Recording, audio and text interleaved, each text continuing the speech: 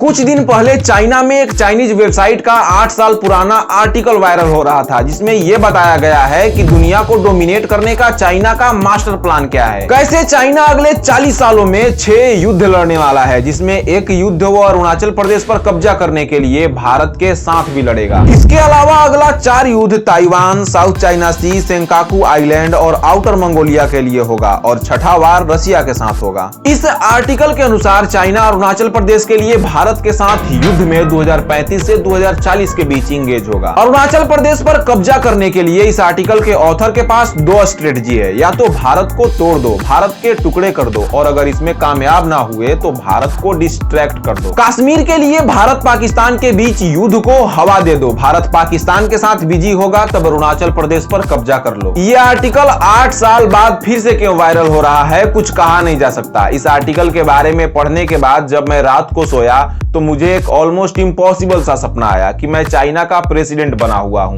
शायद कुछ ऐसा ही सपना ऑथर को यह आर्टिकल लिखने से पहले आया होगा। अगले 40 सालों में 6 युद्ध, और ना ही यूरोपियन कंट्रीज कुछ बोलते हैं और ना ही अमेरिका, और सबसे बड़ी बात चाइना ये सारे युद्ध जीत जाता है। मतलब सपने में भी इतना कॉन्फिडेंस। और चाइना को इतना कॉन्फिडेंस आता कहां से है? ये कहते हैं ताइवान इनका है, तिब्बत इनका है, अरुणाचल प्रदेश इनका है, साउथ चाइना सी इनका है। और अभी तो रुकिए, इतना ही नहीं, चाइना के कुल मिलाकर तमाम देशों के साथ 17 टेरिटोरियल डिस्प्यूट्स चल रहे हैं। मुझे तो लगता है सन, मून, वेनस, जुपिटर सब इनका है, बस क्लेम करना भूल गए हैं। ये लोग कोरोना वायरस के ओरिजिन के अलावा सब क्लेम कर सकते हैं। खैर, मुद्दे की बात करते हैं, भारत की बात करते हैं। आखिर चाइना अरुणाचल प्रदेश को क्लेम क्यों करता है? ये है हमारा प्यारा भारत और ये है अरुणाचल प्रदेश। हर सुबह पूरब से आने वाली सूर्य की पहली किरण सबसे पहले अरुणाचल प्रदेश को जगाती है और फिर अरुणाचल प्रदेश पूरे भारत को। चाइना अरुणाचल प्रदेश को अपना टेरिटरी बताता है और इसे साउथ तिब्बत कहता है। तो आइए डीप में समझते हैं कि अरुणाचल प्रदेश पर कब्जा करने का चाइना का सपना सच होने का कितना चांस है। इसको समझने के लिए तिब्बत और अरुणाचल प्रदेश के हिस्ट्री को समझना होगा। जैसे भारत में पहले मौर्य, मुगल्स और गुप्ता डायनेस्टी का शासन था, वैसे ही चाइना में चिंग डायनेस्टी का शासन था। पहले तिब्बत एक इंडिपेंडेंट कंट्री हुआ करता था, फिर तिब्बत को विदेशी आक्रमणकारियों से बचाने के बहाने धीरे धीरे चाइना का चिंग डायनेस्टी तिब्बत पर अपना अधिकार जताने लगा। चिंग डायनेस्टी के अत्याचार से तिब्बत के लोग परेशान थे। फिर एक ऐसा टाइम आया जब तिब्बत में चिंग डायनेस्टी के अत्याचार की हद हो रही थी। साल 1911 का था। उसी समय चाइना में एक क्रांति, रिवॉल्यूशन हो रहा था। सो चाइना अपने अंदरूनी मसलों में बिजी था।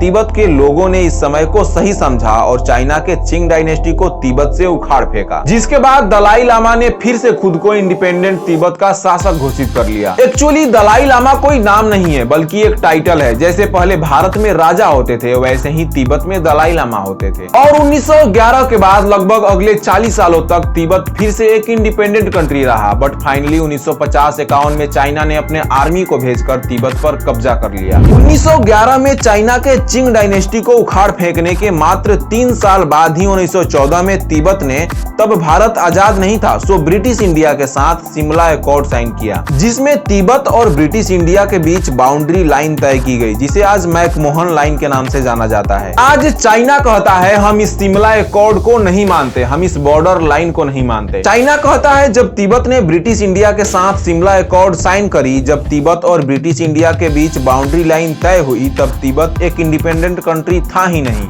जबकि ट्रूथ क्या है आपको पता है, और यही बात विवाद की पूरी जड़ है। तापिर गाव अरुणाचल प्रदेश के एक मेंबर ऑफ पार्लियामेंट होने के साथ साथ अरुणाचल प्रदेश बीजेपी के चीफ भी हैं। पिछले साल उन्होंने ये क्लेम किया कि चाइनीज ट्रूप्स इंडियन टेरिटरी में अबाउट 75 किलोमीटर अंदर घुस आए थे, जिनके स्टेटमेंट के बाद इंडियन आर्मी की तरफ से क्लैरिफिकेशन आया कि ऐसा कोई इंसिडेंट हुआ ही नहीं है। और ऐसा नहीं कि चाइनीज आर्मी का इंडियन टेरिटरीज में घुसना कभी कभार होता है। 2016 से 2018 के बीच मात्र इन 2 सालों में चाइनीज आर्मी 10, 20 या 50 बार नहीं बल्कि पूरे 1025 बार इंडियन टेरिटरीज में घुसी है।